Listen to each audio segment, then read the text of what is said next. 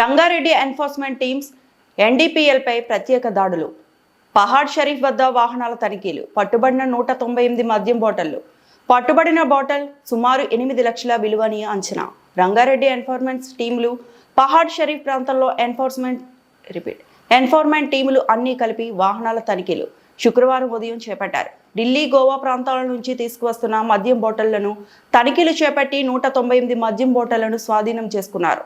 Telangana excise నిబంధనలకు వ్యతిరేకంగా విమానాల్లోనూ, బస్సుల్లోనూ, కార్లలోనూ గోవా, ఢిల్లీ ప్రాంతాల నుంచి తీసుకువచ్చిన బాటిళ్లను వాహనాల్లో పెట్టుకుని తీసుకువెళ్తున్న తరుణంలో వాటిని స్వాధీనం చేసుకుని 12 మందిపై కేసులు నమోదు చేశారు.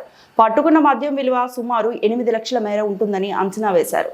వాహనాల తనిఖీల్లో ఏఈఎస్ జీవకిరణ్తో పాటు ఎన్ఫోర్స్మెంట్ సిఐ సుభాష్ చంద్రరావు, బాలరాజు, ఎస్ఐలు వెంకటేశ్వర్లు, రవి, అఖిల్ సిబ్బంది పాల్గొన్నారు.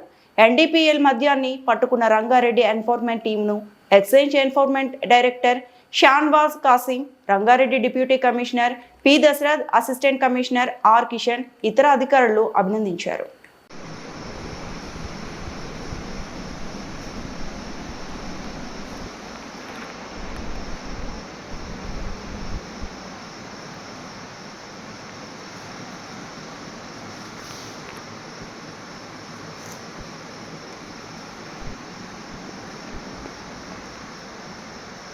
మరిన్ని అప్డేట్స్ కోసం మా ఛానల్ని సబ్స్క్రైబ్ చేయండి.